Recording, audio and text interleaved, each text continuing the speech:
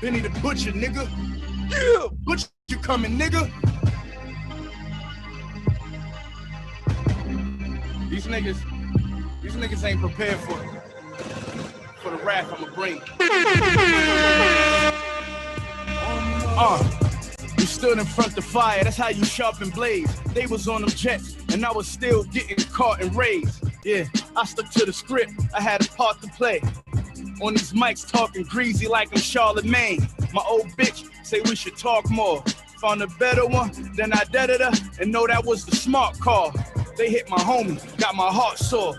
Raw Kane had my name on the DEA's chalkboard. Yeah. My only comp in the mirror, no matter what critics say or how many times they compare us. Bought a watch, haters counting how many times I'ma wear it. I was pitching in the city like Mariano Rivera, real low shit. We sold powder out of Aleros. I did magic with that rock like the Penny Hardaway era. Clip tall as Shaq, bricks all in stacks. I whip Porsches back, my wrist did all of that. Yeah. That's what hustlers do. I'm hustling, nigga. If not that, I'm busting at you. What's the point of telling the story if ain't none of it true? Some niggas lean on coke and it's heroin too. It take mental stability to weather these intensities where you gotta watch your mans more than your enemies. All I know is I'm gon' eat. That's it. Bars in the street. I'm from the south side of the rock. When niggas get shot, like I'm done talking. When I get back, my gun's sparking. That nigga moving, shit, he's still alive. My shit echo on the side street. It's a vibe. Yeah.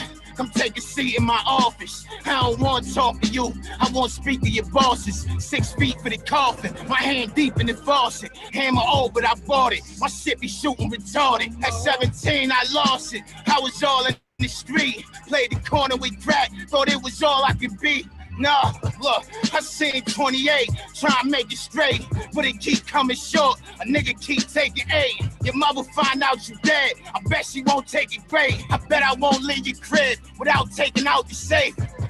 Look, shot hit your neck, all in disrespect. Few inches to the left, your shit with a disconnect. Shout.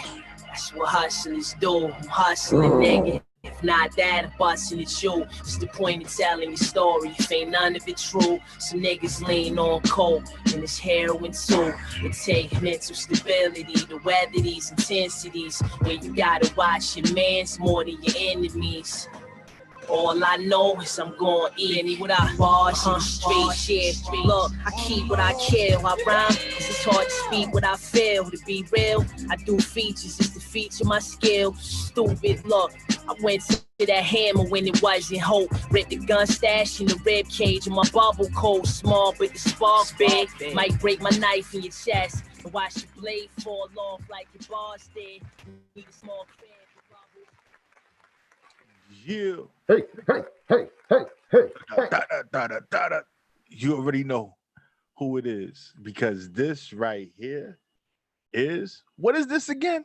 This is that. This is the spot where we keep Hey, it. hold on. This is the spot with your host Prophet Pete and DJ Shawn. Recognize. Hey. Yeah. Hey, you already know we here, man. We back in the building. Another episode of The Spot where we keep it hot. We keep you locked. Tell them who you are. Oh, I'm that dude. I'm that guy. Your boy Prophet Pete from the city that never sleeps. And of course. And who are you, my G? Of course, you know it's me. Your wife, you trust me like the Gordon's fisherman. Shawn recognize. Yeah. And we back on the block. I'll drink to that. You got to drink to that, right? What's in your cup, right?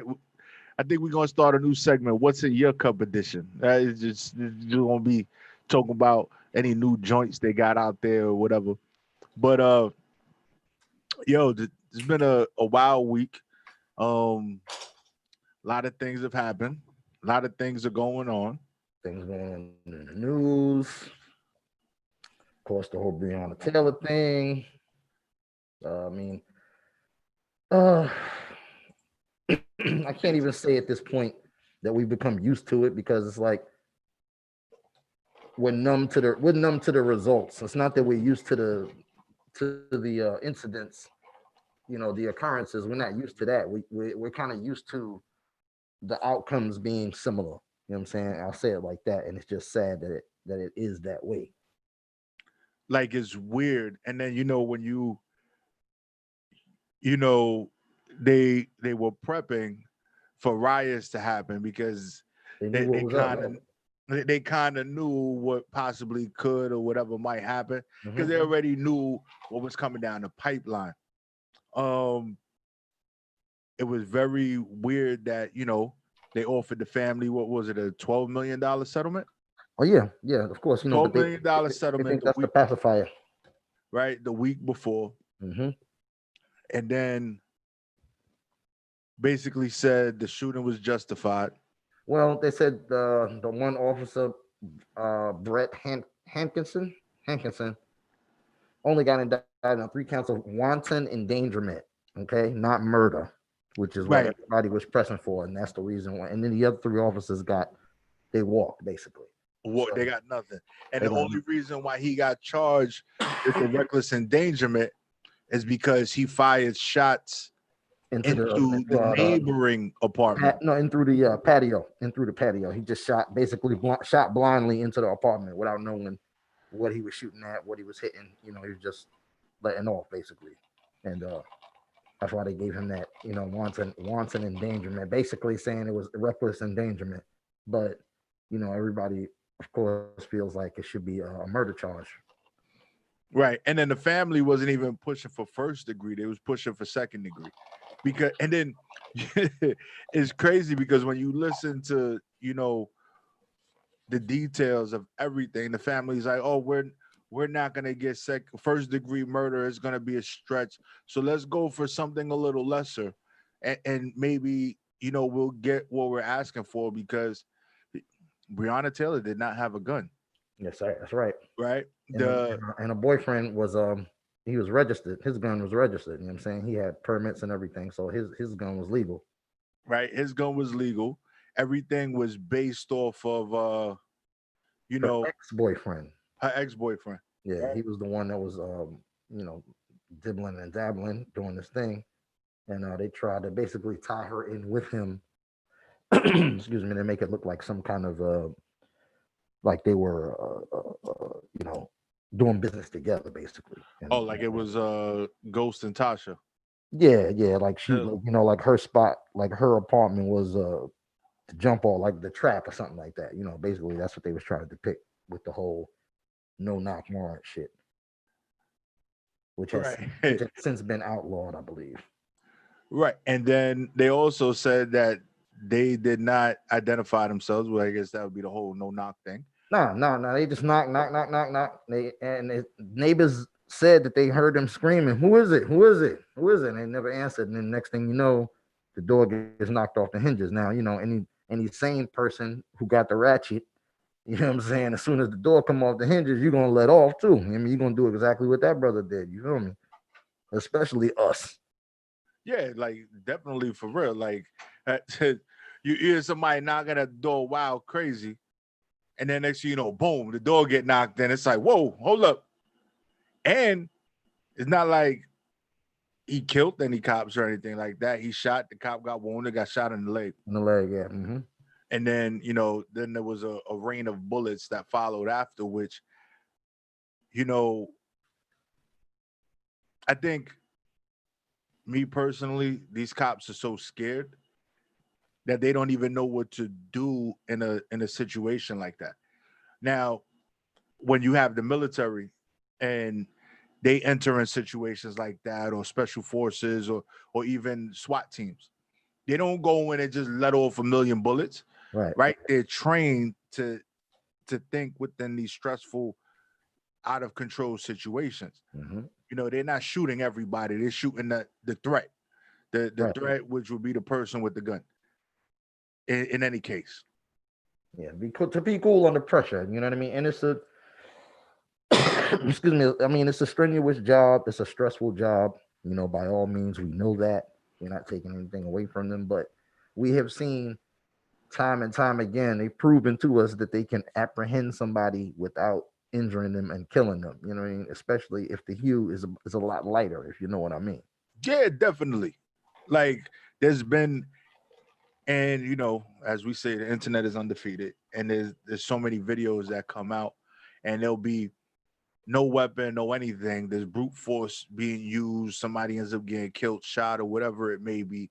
But then there'd be instances where the person has a gun, they're letting off, and the officers never fire back. Yeah. So it's there is no middle ground when it comes to it. It's either extremely to the left or extremely to the right when it comes to these things. And it's super unfortunate that we're so up in arms and all paranoid and everything else. Look, I get nervous when I get pulled over by the cops or a cop questions me. I hear you. Because it's like, yo, I don't even know how this is going to go because I was minding my business and now we having a conversation. So you might have had a bad day already and I'm that outlet for you. Exactly. You know, exactly. Our people have to, unfortunately, I'm not saying we have to, but we have this phobia about interactions with the police, and it's a shame because, you know, they're supposed to be there in a capacity to make us feel safe, and a lot of times, you know, black people don't feel safe even dealing with the police, even if they have to. You know. Yeah. You want to have somebody to call if there was a theft or, you know, cat stuck up a tree or whatever. I mean, but you're like, man, that's like the last people you want to call sometimes. Like, nah, I don't want to do that. It's all right. Yeah, it's like, nah, just forget about it. And it's sad. It's very, very, very unfortunate. Sure.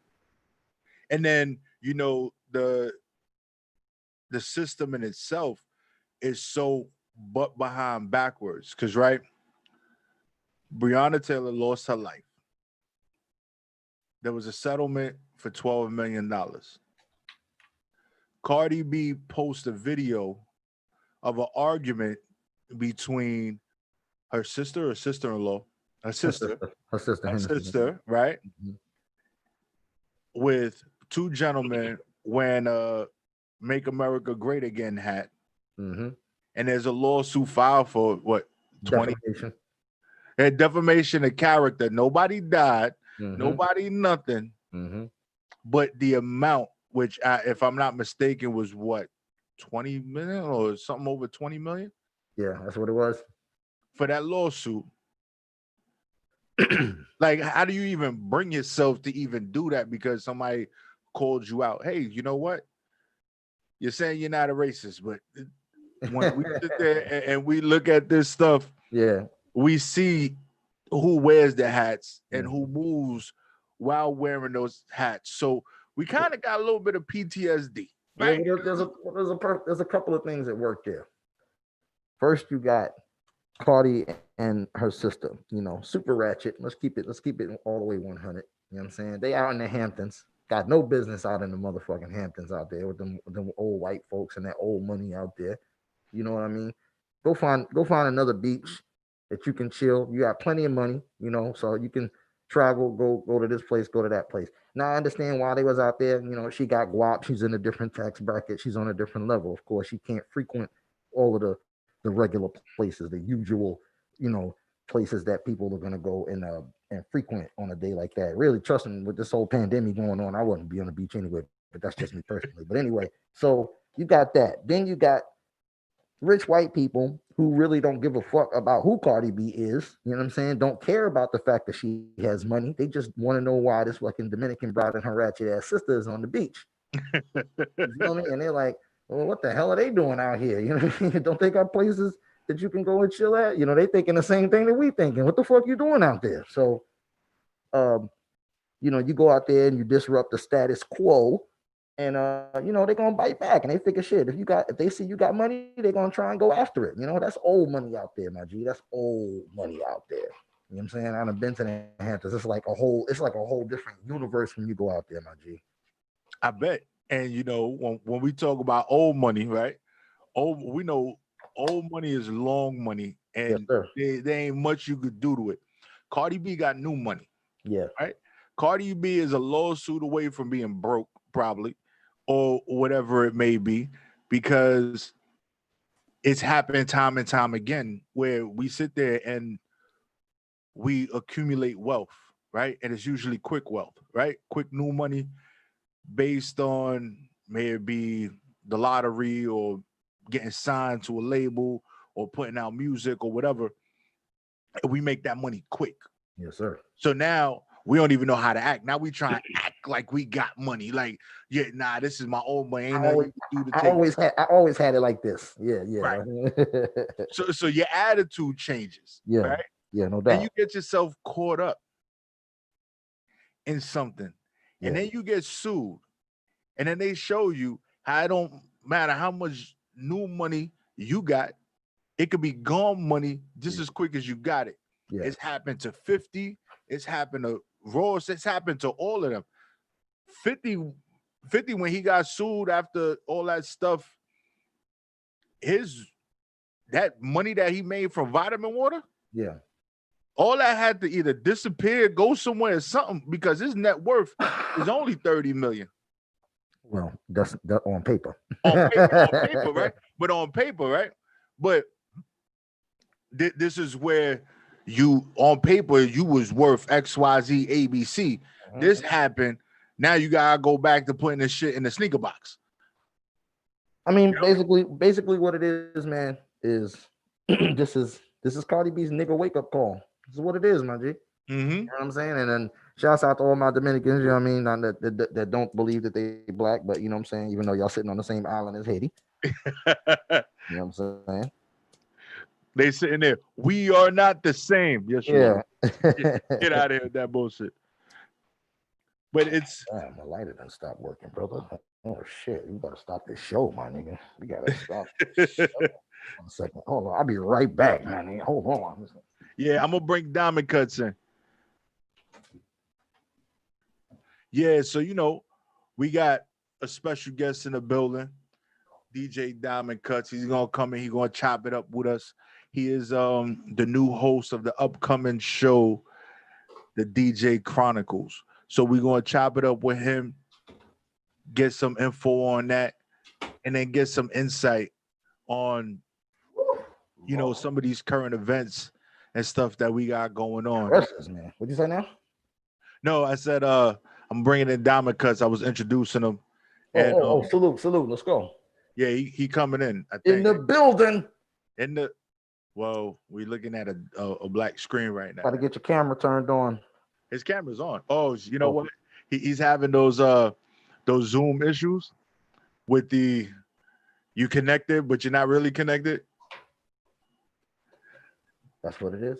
Yeah, because it's his camera's showing, but he got no mic. So that camera. You got something over the camera? You got a shield over the camera? Nah, I don't know.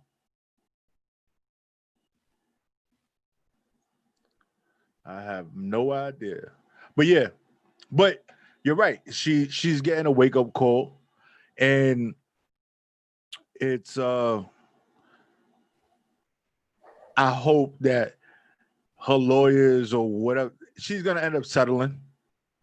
Yeah, of course. That's what it's She's gonna settle. It might not be for the 20 million. No, definitely. It'd be for a couple mil. $2-3 million. A couple mil. She might cut that check. Mm-hmm. It's very unfortunate. Yeah. Right. And then you know they say bad news comes in threes. So the whole situation with her and Offset, and then got the lawsuit going on. Right. So there might be one more thing that come around before it's over. Not before it's over for Cardi B, but yeah, before she get a little clears this, yeah.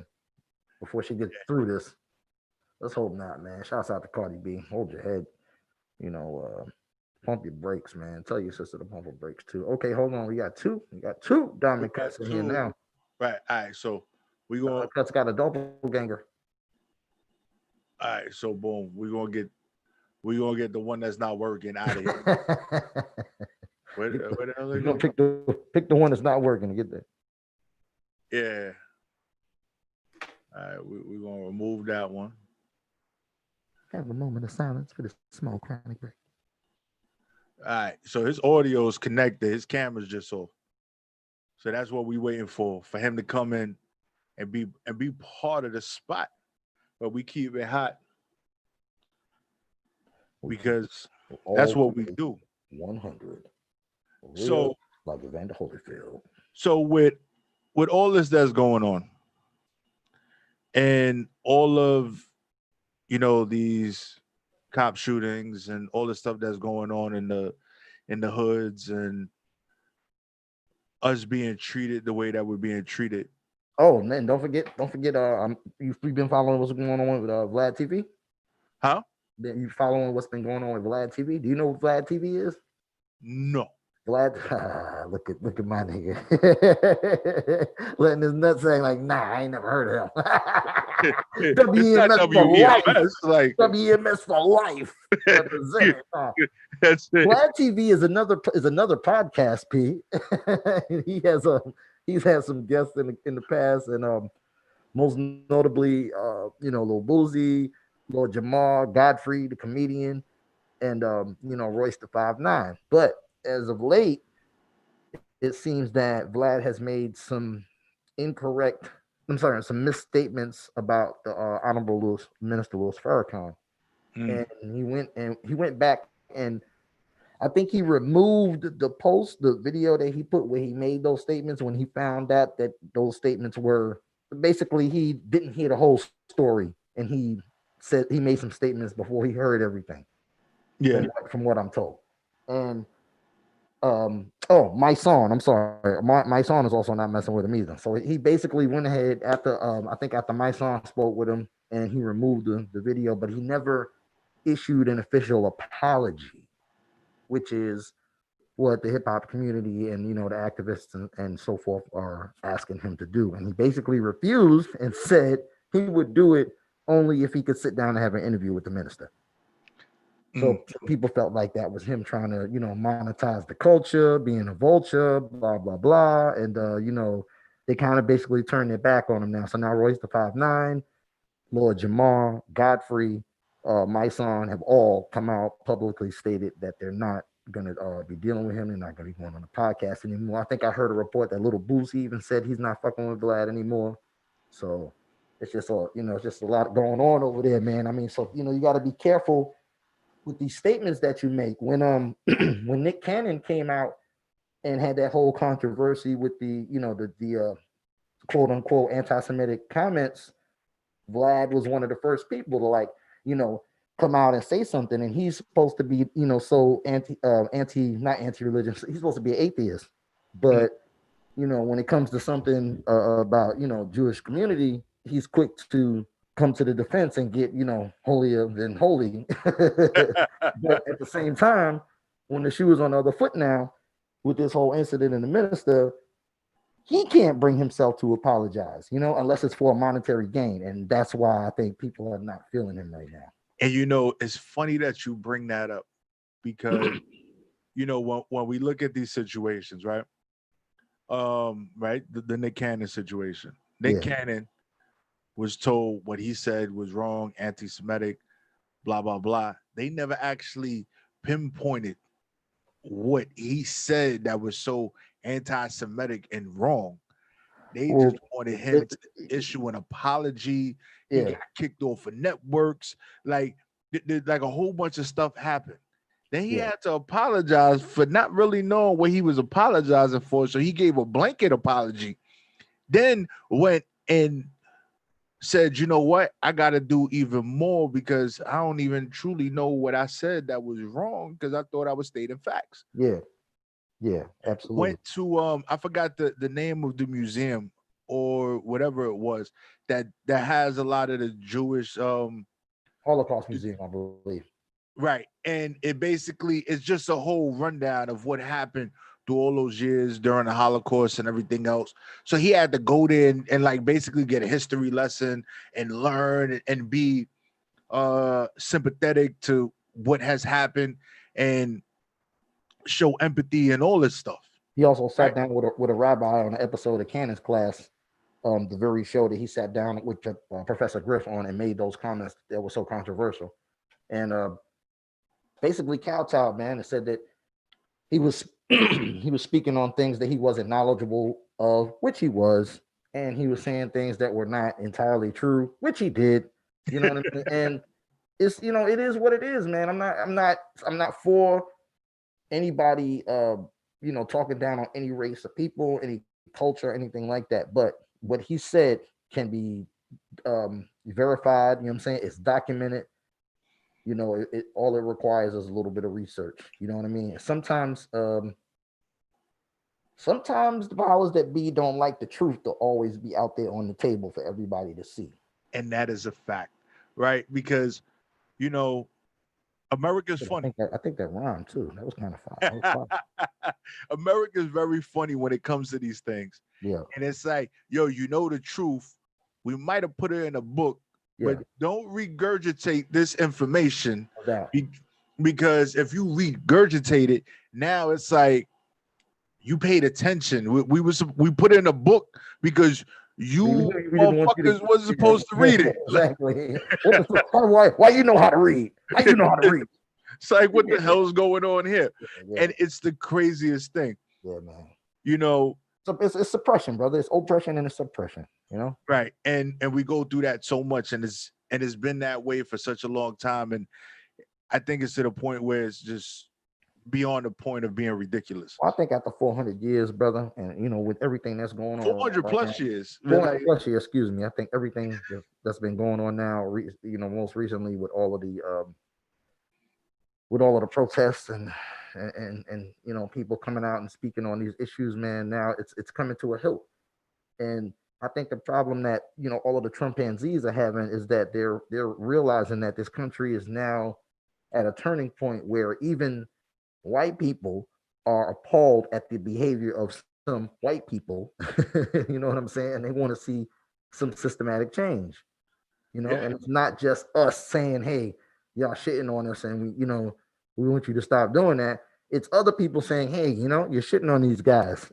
You need to, kind of like fall back a little bit and let them live.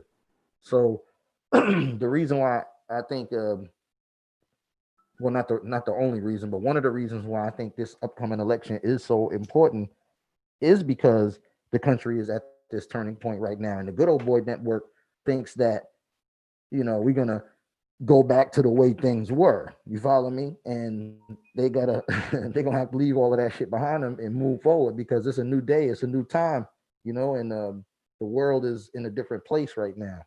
We can't live in the past. No. And the fact of, the Good Old Boys Club thinking that they can still bully their way through stuff. Oh, they're gonna try. They're gonna try. They're trying. They're trying right now. Yeah. And instead of the justice system or America being what it is, it's politics that is running this country. So, and we all know how politics are run. It's the 1%ers that are out there that are able to manipulate or buy their way into certain situations to get certain things to happen, right? And those 1%ers or the people that don't know what a 1%er is, we talking about that long money, that Hampton money, that Sue Cardi B money. That's what we talking about. Like that's what we're talking about. And they're able to dictate things and change things just because that's what they want to do, because they're setting their family up, their money up. Certain things are happening because they're like, yo, we need this to happen so we can increase what we have in the bank or what our investments are tenfold. The rich look out for the rich, and the money is going to stick together. So they're always going to have an agenda that's profitable and advantageous to them. And to hell with everybody else, the middleman and the little man. They rather keep the money at the top and all of the control and the power at the top, and they're not trying to relinquish any of that. But a new day is coming, brother. A change gonna come. Now, I don't know if you, and I find these things to be a little hilarious, sad, and stupid at the same time, but it's a whole bowl of emotions when I see it. But there's these little promo videos for Mr. 45, right? And it's showing him throughout history, right? Throughout the years, being around black entertainers and things like that. Oh yeah. Oh yeah. So it's like he's next to Mike Tyson. He's Like with Diddy. Stevie Wonder and Yeah. you know a slew of entertainers, right? People that we know that are iconic throughout history for us. He's standing next to them with his arm around them or whatever it is. But he forgot, like, the only reason they was probably doing that, dude, you own the building they was fucking performing in. So they had to come through. Like, that doesn't make it that you're not a racist. Like, it just because You're an we walked into the same building doesn't mean that I'm not a racist. Like, your new, Klan's hood is the magma hat. Like, make America great again. That's your new. That's the 2019 2020 version of. Well, actually, that started 2016. 2016 version of the Klan's hood. That's what it was. It's a cult, man. It's basically a cult. When I heard people at his rallies saying that, if they die, they die. The country's got to get moving. I was just like, yo, you got to be. That's some David Koresh, whatever the fuck his name was, type shit. That's some Jim Jones type shit. That's some sacrifice yourself for the good of the cult type shit. That's crazy, son. And the wild, it's that now that we're sitting here, we're talking, like, there was so much stuff that I came across, and information and everything else, and it was like, how you get the information, you get it in bits and pieces, and then somehow it just starts coming back to you. This whole COVID-19 vaccine. Yeah. There's supposed to be a vaccine that should and would be ready by election time. Right. Supposedly November 1st. Right. So November 3rd. So how coincidental is that? Well, you got to keep in mind two things. Number one, 45 is doing everything he can to try and promote that campaign promise. I can't even say campaign promise, to promote that promise that he's making to his base that there's going to be a vaccine before election day. You know what I'm saying? That's number one. Number two, you got to also remember the White House and 45 is manipulating all of the information that gets out to the public before it comes out. All of that stuff that the CDC puts out gets filtered through the White House first. Yes, and that was to make it align with his promises and everything that he's saying to the press and to the people and everything, his rallies. All of that's being manipulated. And then this whole what's the boy's name? The old Woodard report that he just came out with when he was having all of the interviews with Trump. I think like 18 or 19 pieces he put together and made this whole thing up, where he was admitting in, what was that, either January or February, like the very, very early part of the pandemic, he was admitting that he knew the severity of it and how many different classes of people were being affected.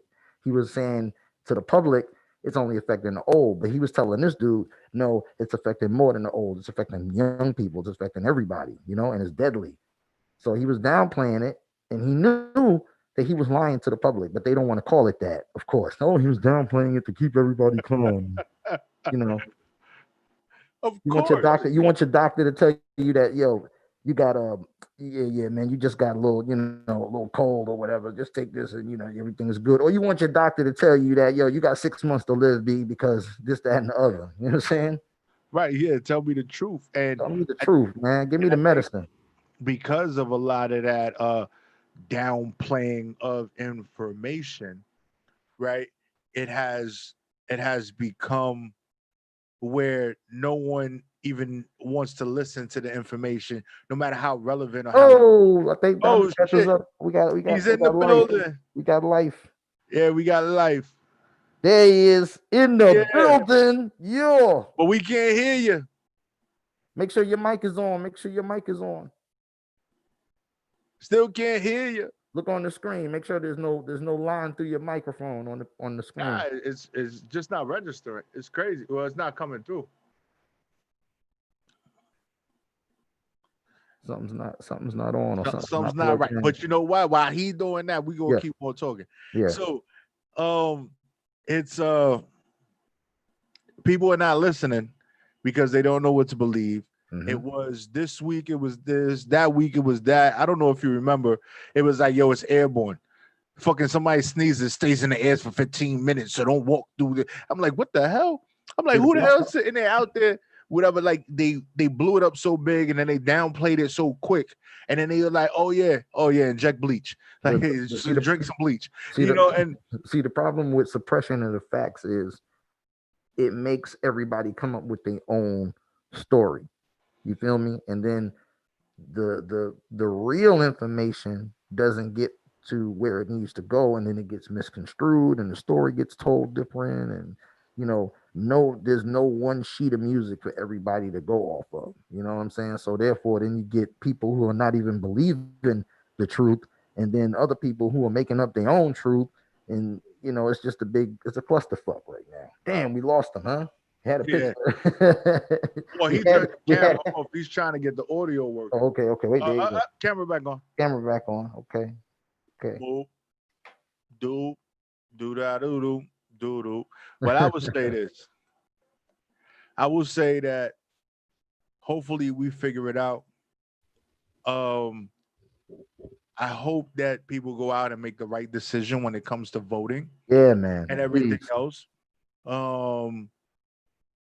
Because we really need to make a change. People may say, look, the next person is not that better than whatever, but look, I don't know if another 4 years of 45 is going to be better than, someone different, even if we feel they not much better. Like, you heard he put sanctions on Cuba again, right? Did he? You can't bring any alcohol back from Cuba now. You can't bring Cuban cigar back now because it's tobacco, and you can't stay in any Cuban hotels. He's outlawed all of that stuff now. Basically overturning what Obama was doing when he was in there trying to, lift the sanctions. And nobody. The crazy part is that people are watching this, and they don't see this to be a problem. We have someone that's been in office for 4 years. And even before he was in office, he made sure that it was his mission to ruin Obama. Yeah. That was his mission from the start. Obama wasn't born here. Obama's not American. Yeah, Obama this, Obama that. Yeah. Oh, check his tax returns, check his police record. Like, it was like, yo, bro, he's running for the president of the United States. Now he's the president of the United States. You still talking about check his police record? This is from the same dude who still don't want to turn over his tax records to the state of New York so they can do their investigation because he knows he's dirty. Right. And we know it too. And also, he's an individual, of course, he's come from long money. So he figures he could buy his way to everything. Because if I'm not mistaken, he just sent a shitload of money to Puerto Rico. Yeah, because he's trying to get elected. So he thinks if he finally sends some disaster relief, 3 years after the fact, some shit like that, then after he threw a paper towel at them or some shit, like, here, soak up the water. So, he thinks doing that now is gonna make get him some more votes. He's reaching. He's reaching is what he's doing. He's reaching right now. And then the thing is, right, you sent Puerto Rico disaster relief money, but the people in Puerto Rico can't fucking vote. Yeah, and then you want to, and you want to, didn't he want to trade fucking Puerto Rico for Greenland at one time or something? And it was just recent. Like, he was going to get rid of y'all. He talk about, yo, we about to pull your whole United States card. Now he's sending money. Come on, man. It's all G, man. It's all smoke and mirrors, man. Anybody with a half a mind can see that, The people that don't see it are intentionally trying not to see it. You know what I'm saying? That's the sheeple he got. Yeah, it's the wild and craziest thing. Yeah, man. But we ain't gonna dwell on the negative too much, man. Yeah, but we got a view of a dual laptop rain set up over there. And like we definitely we can't hear you, bro. Oh wait, hold on, wait. I think he got him. You can't hear me? Yeah. We hear something. Yeah, we in the building. In the building. DymondKutz on deck. Oh snap! Hold up, yo. You know what? Yo, I got my own sound effects too. Fuck it. I'm telling you, bro. That's it, yo. Y'all don't want none. Y'all don't want none. I'm telling you, y'all don't want none. What's good, family? Yeah. Sorry, no. What's good with your family? Everybody safe on your end? Everybody good? Everybody's good. That's How what's about up. y'all then? Yeah, man, we here. So, yeah, brother, family first, first and foremost, man. Everybody's good. Yeah, that and being good is important. I'm actually going to see DymondKutz probably tomorrow. I'm gonna be out in his neck of the woods. All right. So between tomorrow and Saturday, I'll be out there going to chop it up with him. Yes. So we got DJ DymondKutz, the new host the host of a new show called DJ Chronicles. Right? Yes, sir. So tell the people a little bit about DJ Chronicles and its purpose and what you're trying to do with that show in itself. Well, DJ DymondKutz, as you know, is the host, but DJ Chronicles is going to be the number one source for DJs across the globe. To the point we want to educate those who are not DJs to the point to know about the industry. But we want DJs to unite as one finally, because it seems like it's a barrier between the veterans and the new school. So we want them to get together and just, empower thoughts, because that's what it's all about. Sharing information, building each other up. Yes, sir. All right. So I want you to do something for me real quick, just so people don't think that you fronting, right? Grab one of the laptops, right? And pull on it. The top of the laptop, right? See, look, both of them did not move. It is not an image. That is real. See that? Yeah, he is really in an official spot. Yes. he is really there. And shouts out to you, DymondKutz, for having the official.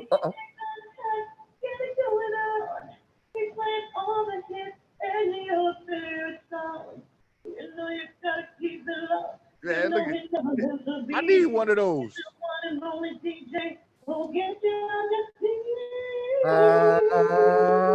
Shit. Oh yeah. Promo. Shout out to my girl, Thomas. That's what's up. That's sweet right there. I need Shouts out to DymondKutz with the official WEMS colors in the background. I'm telling you, right? Ain't even mean to do that. Yeah. Yo, I need a white set. That's what I need. I need a white set. But and think about it, this is the white set. I got the black deck over there. Oh, okay. Well, yeah, you know that Pioneer came out with like this whole, I think it's chrome. Like it's a whole silver setup. The controllers and everything is all silver. Joint looks sick. Ooh. Yeah, definitely sick. Ooh. Yeah, it's these controllers have taken it to a whole nother level. I just bought like another one. I think I'm on my 5th one. And I don't even DJ. This shit is sad. I just like to think I got it. Oh wait, I'm a DJ. See, that's all I got for y'all. I don't got that. Brothers with the controller. Yo, I'm saying I'm the spin back king. Yeah, spin back king. So DymondKutz, man, tell the people where you from, man. Tell them, you know what I'm saying? Give me your resume, a little song.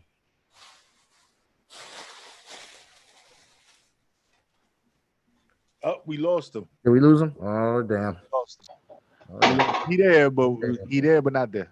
Yep. I can barely hear you, bro. Uh-oh. We going out. We fading out. He trying to kill us. Oh, no. It's like somebody threw water on the Wicked Witch. It's melting. We melted. 1, 2, 1, 2. Can you hear us? Can you hear us now? Yeah, you break it up a little bit. Uh-oh. We breaking up, P Money. Yeah, nah, we not breaking up. We good. I hear you fine. Is it? Yeah. Whoa, whoa. Oh, So what you think about that? This is something that, because since there's all this DJ stuff going on, we got all these at home DJs and yeah. all this stuff going on. Oh, damn. Oh, right. His mic is off. His mic is off.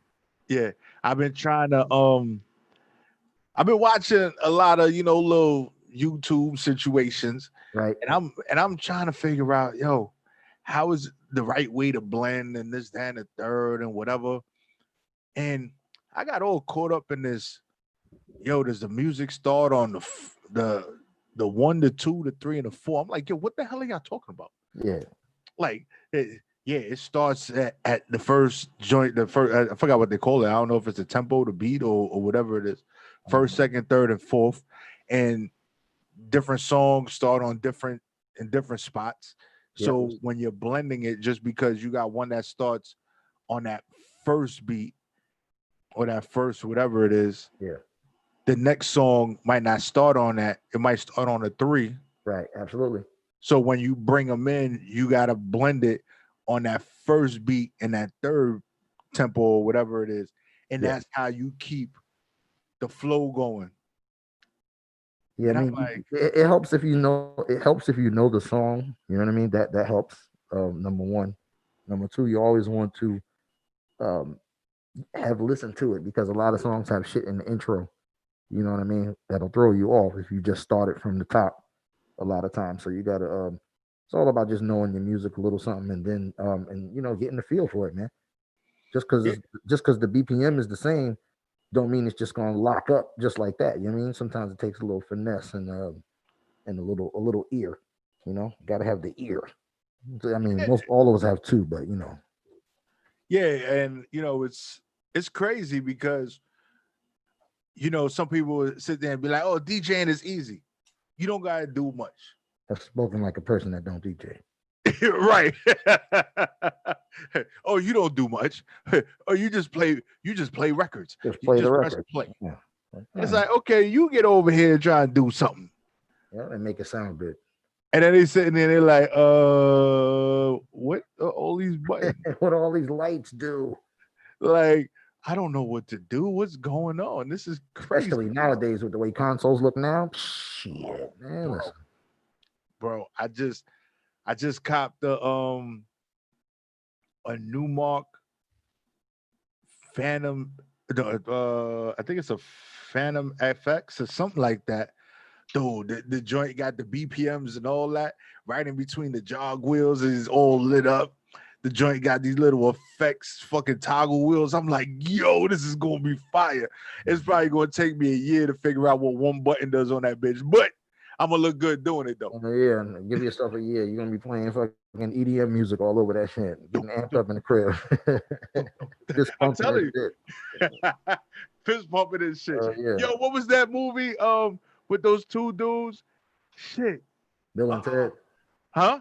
Bill and Ted. No, not Bill and Ted, but it was a real tall dude and a real short dude. But they were like, they were in a club and it was something, but it was a lot. Oh, you talking about Night at the Roxbury? There you go. Yeah. Dance, doing that dance. Yeah, that shit was crazy. Yeah, man. That's a classic. That's a classic right there. Yeah, man. So DymondKutz is back. Can you hear us? Yeah, I got y'all. Yeah. Yeah, the audio is much better now. Much better. Yeah. You must have worked some magic behind the scenes. Yeah. Always. Yeah, man.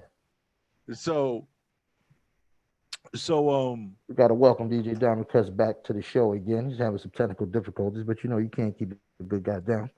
Right, but that's what happens, right? So a lot of people don't even realize with all these adjustments and all that we had to do. It's just like when you're showing up to a party. There's a ton of things when you're about to DJ. And people don't realize that either, man. Man, if a DJ had a nickel for every party that he had to come to and set up, and every setup is different. every party is a little bit different. Every party has its own little set of problems. You know what I'm saying? So you got to be able to adjust on the fly and, you know, improvise and, you know, come up with something to make it work, man, because the people don't want to hear nothing at the party. They want to hear the fucking music playing. You feel me? That's all they know. They like, yo, whatever. You like, yo, I ain't bring my such and such cables. People don't want to hear that shit. Yo, man, just get the music on, B. You know?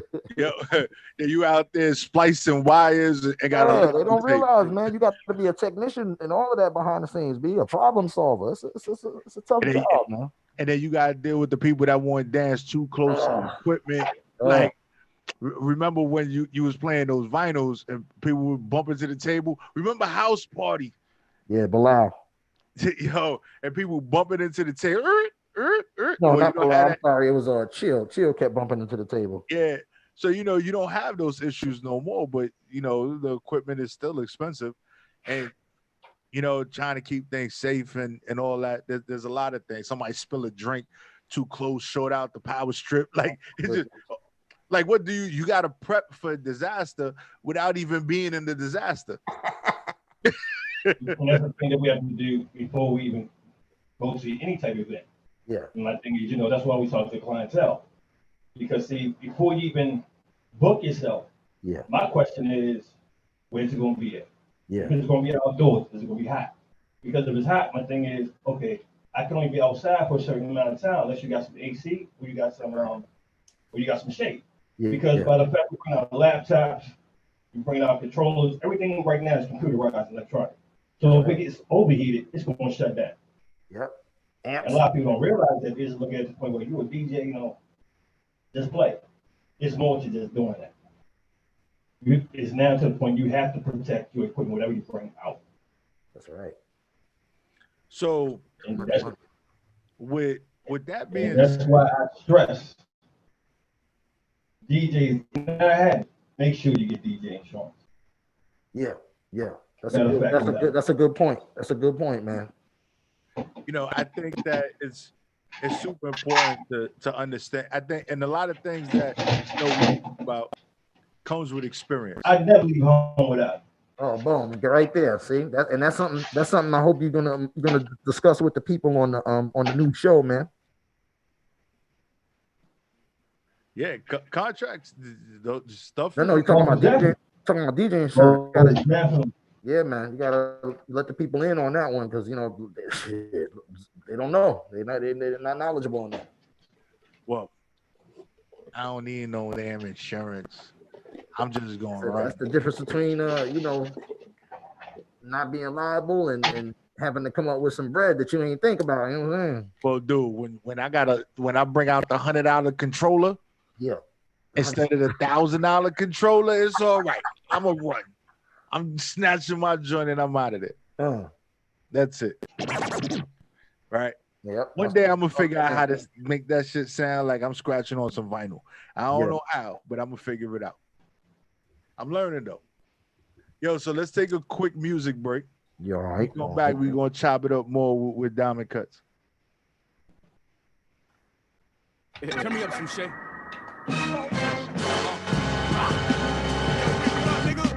This is one DJ you don't want to fuck with.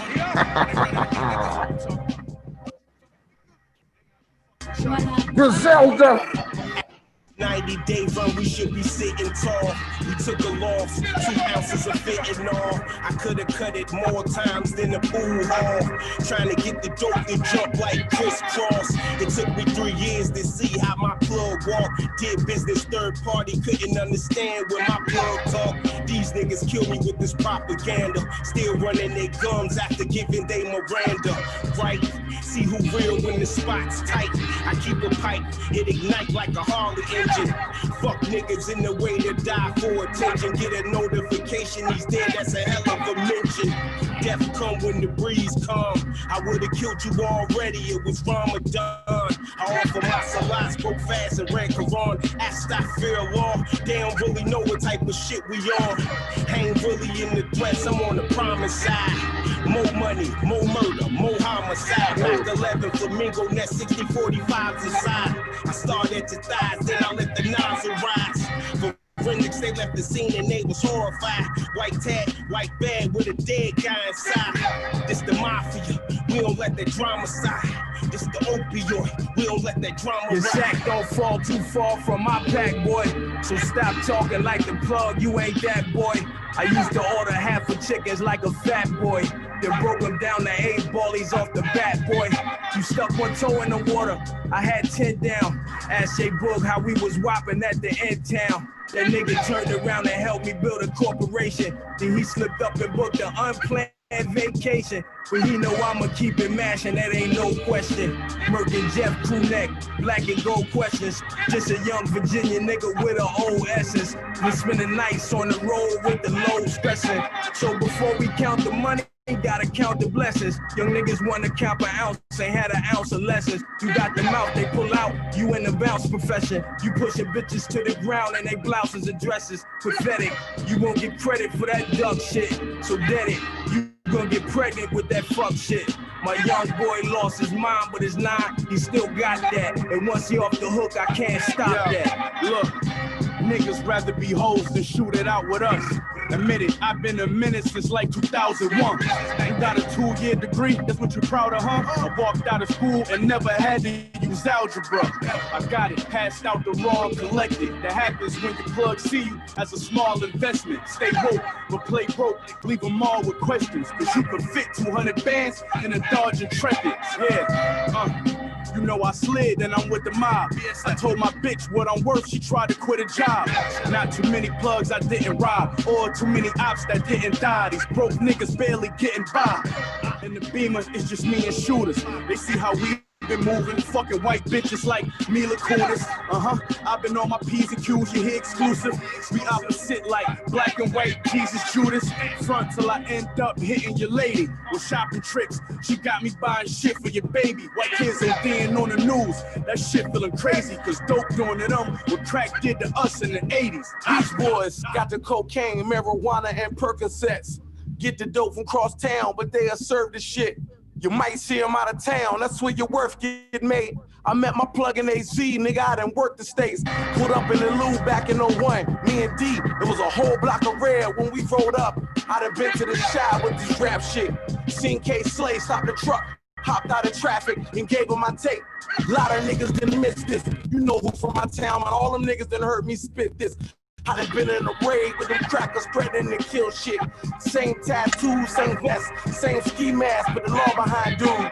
It's a different way of thinking when you know a law behind you. Even when you off your dean, you bitch law of a fool. Them niggas fucking with the competition. But I ain't care, cause now them niggas under the suspicion. People got them talking on the tape, cause his man made a mistake, or was he on the tape? Blaxploitation, opioid, the logo on the cake. Superhero, the dope fiends on pills and needles. And Jack-O-Land, so this thriller seems a killer sequel. You are tuned in to WEMS Radio, where we are bringing life back to the industry. And we Back in effect, like that. We are back in effect where we catch wreck with DJ Shawn Recognize. This is one DJ you don't want to fuck with. I'm telling you. Yo, you know what? I need that drop because you know what? One day I'm gonna be able to play that shit. I can't play it now, right? I can't even front. I can't play it now. I'm not gonna do it. I'm not even gonna play myself. Hey, brother. Don't worry, brother. Don't worry. One day, you know what? I got a lot of free time coming up. I don't even want to say free time. I just travel got time. Travel time. Right. I got some time to be able to perfect my craft. Right. You know, and there's going to be some crafts that I'm going to perfect. I'm still trying to perfect mine. Yeah. You know what? I'll give you some tips. I'll let you know what's going on. I'll hook you up. Right. Because I'm on that young boy movement. Right. I don't know nothing about the old school stuff. I know all about the new stuff. Yo, give me some bright buttons and some knobs. I'm good to go. Don't give me no needles. Don't give me none of that. I don't know nothing about that. My jog wheels, maybe 3 to 6 inches, right? I mess with those. I don't know nothing about no 12-inch turntables and nothing. We're not even doing that. I wouldn't even know where to begin with a set of turntables. We go to classics. Yeah, that's look, I just know music. Classics. I be on that cricky pop, right? That's what I be on, right? I be on that in the club and all that. What kind of parties you do, P? You do like what if they want like bachata and all of that shit? Dude, yo, you know what? That's what franchise DJ pool is for, man. I download all the bachata joint. Yeah. And I just play everything I find, bro. I don't know nothing. All the Bad Bunny. Yo, that's it. Yo, but it's important to understand. I believe it's always important, regardless of what you're doing, DJing, being a radio host or whatever it is. Do your homework. Kind of come at it with some type of education behind you. Just fly by night operation means that everything else is going to just die when the sun come up. So it is necessary. And that's the whole point, to the point where, even for the new cats, it's nice to know exactly where things began and where it got started from. Yes, sir. Like, I'll give you one good one. Who was the first DJ to scratch? Me. Hold on, I can't even scratch right now. That's it. The Grand Wizard. Did he do it by accident? By accident. By accident. Yo, what was that movie that they made? It was on Netflix. I forgot what it was. Was it Dope or something like that? It was one of those. Probably. Where they was basically they did like the history of what it was, what an MC was, what a DJ was. That was fire too. Yeah, that was fire that series. And they had the classic DJs like, and it was Grandmaster Flash and all of them, and that was when people used to go out and try and record their sets so they could sell them on the side as mixtapes, and that was like a whole crazy thing. Sure. It was crazy because that was how the culture started. That was like the beginning of hip hop. That was the birth of the mixtape era. That's for sure. Yeah. That was it. Yeah, man. It's just crazy, and I think when you do your history and see how far it's come, it provides you develop a love for it, right? This passion, this energy for it, because you're like, yo, I'm part of this great movement. But if you don't do your history, then it's just like, yeah, I'm doing this because I saw somebody do it on Instagram or Facebook or whatever it was. I don't like that motherfucker, so I'm gonna do it too. Yeah, it's a shame that you have the best. We do have the best of both worlds. You have people that you know what I'm saying, that actually have a love for the music and they do it for that reason, and it shows in their craft. And then you have other people that are doing it just to get a buck. You know what I mean? And it probably shows when they do sets and stuff too. See, for me, I look at it as marriage. The more you put into it, the more you can get out of it. That's right. If you just jump into it, that's where divorce come in at, because you didn't put too much into it. Yep. So that's where your fly-by DJs come in. If you're gonna put the work in, it's gonna last. The longevity is there. Now I got a question, right? Because both you guys are seasoned DJs, been doing this for a minute, right? Now, I don't know if I'm gonna pose a question right, but I'm probably gonna ask this question. In me asking the question is probably gonna answer it. So, but does the amount of money that you spend on equipment really determine if you're a good DJ or a bad DJ? That's a good question, though. I got one for you. Okay. It don't determine whether or not you're a good or a bad DJ. What determines whether or not you're good or not is the fact of you should be able to play on anything. Suppose the mixer only got one channel. You should be able to still rock out on one channel. Why? Because there are certain places you may run into, the equipment's broken down. I mean, I've come across plenty of clubs where the equipment was and all that, but I knew what I had to do as far as to still rock the crowd. Yeah. How the hell you work off one channel? You'd be surprised, brother. That's interesting. No, because I'm trying to think about it because like I said, I'm new to all this. So having two channels, you got the joint playing on the other end or whatever. So you're able to do whatever based on what's there. But having one channel, it's like having one turntable. You come into the block and you got one turntable. What the hell do you do when you switching out that vinyl? You throw Guess that. what? You throw that damn CD player on the other channel. And you start. You know what I'm saying? You start mixing shit like that, and they're like, "Damn, why he just? That's the third song from this album he played." You know what I mean? And just like now, you take the technology we got today. Yeah. The technology we have today, we can walk out there with no turntables and just a mixer. That's right.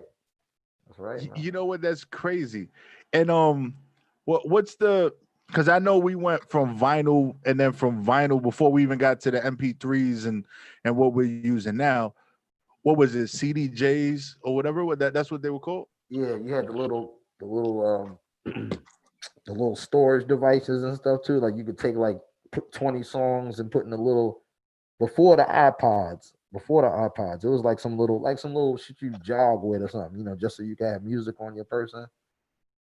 They used to have those things. So shit, I've actually that shit came in handy for me one time. A set was running short and the DJ hadn't showed up yet, and I have played all my vinyl. You know what I mean? All the vinyl that I had played all my music, so I didn't want to start playing stuff over. I had that little thing in my pocket with like 20 more songs on it, and I threw that thing in there and just let it play. People thought I was DJing. Yeah, you know, it's crazy. Like I just think everything has come a long way. So do you think that the equipment back then was cheaper to buy versus what's out now? Of course. It was cheaper then. Yeah, it was the amount of stuff that you needed to do a party was always a little bit pricey. You know what I mean? The higher end stuff, the good stuff that you want, the quality amps, the quality speakers, that type of thing, you know. But nowadays, like, you know what I'm saying, like Kutz just said, it's everything is digital. So, you know, you got to get a good laptop, you got to get a good console, you know what I mean? If you carry speakers around still, you know, your speakers got to be A1 too.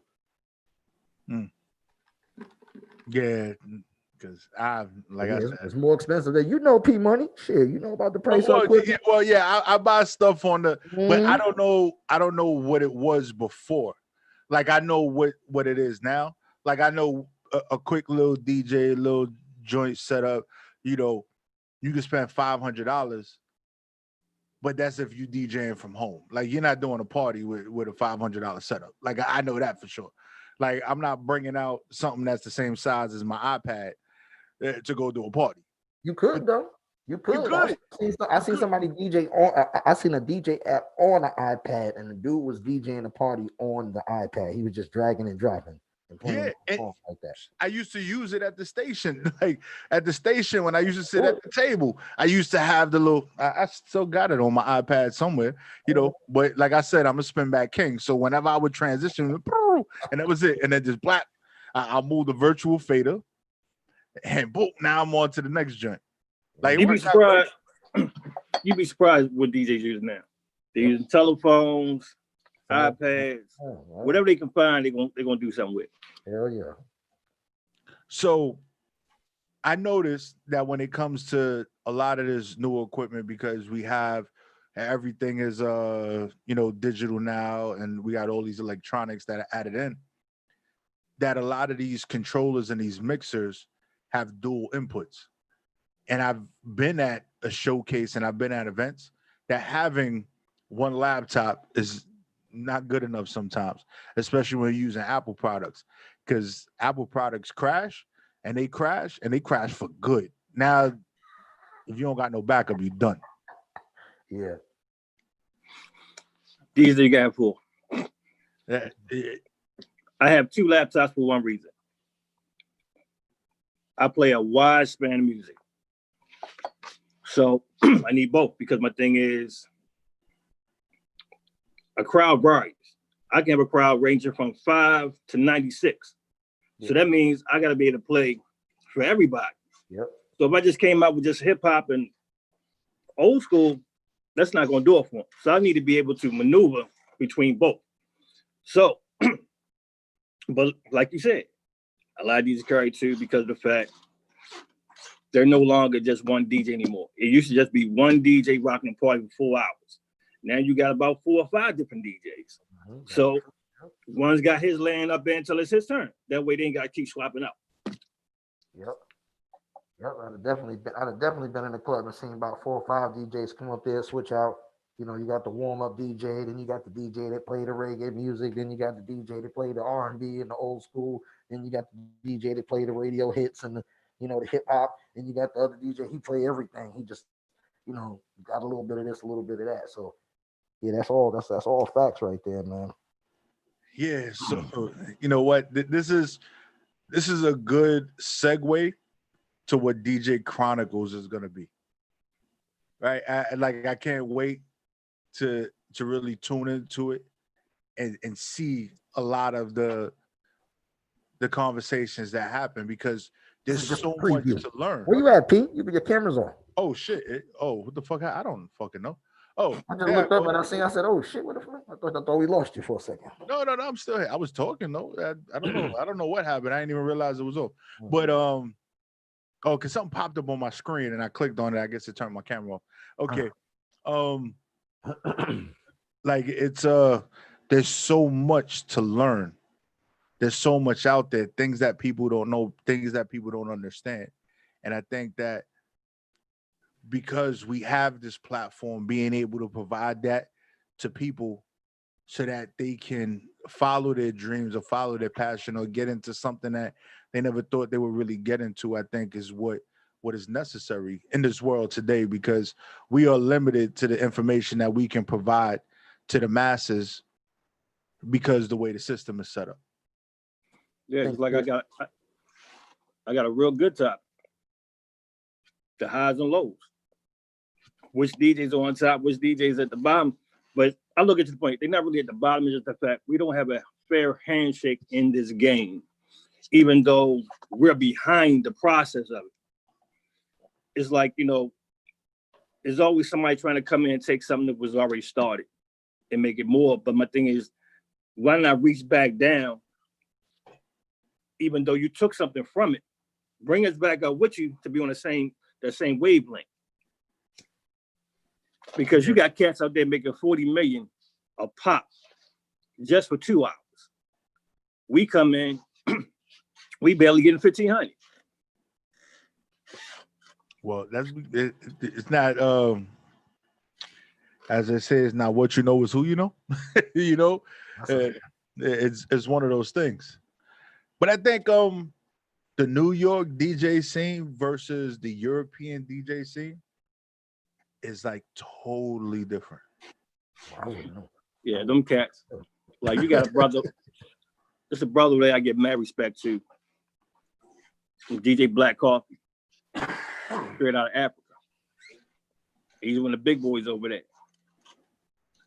And it's like over there, they appreciate music more than we do, because I think we take it for granted at times. Mm-hmm. Because, you know, like right now, we in a pandemic and a whole bunch of DJs just online just swarming around like bees. Mm-hmm. And everybody getting cut off, bickering, talking about, you know, how come I can't get my chance? But, you know, the celebrity ones, they don't never get kicked off. Mm-hmm. It's still a way to point where paying your dues. Yeah, you're in a big pond, but you got to do something that's totally different than anybody else is doing. Yeah, and that's some of the things I want to talk about. I definitely agree. So, you know, it's about that time for the next segment. So I'm about to play some music. We're going to get into the next segment. So I want to say thank you, DymondKutz, for actually coming through. We're going to chop it up again. I'm going to see you probably tomorrow or Saturday. We're going to chop it up when I'm out there. And let's get it. All right, so here we go. Appreciate you having me on. For sure. Yes, Show family. I'm a starving artist trying to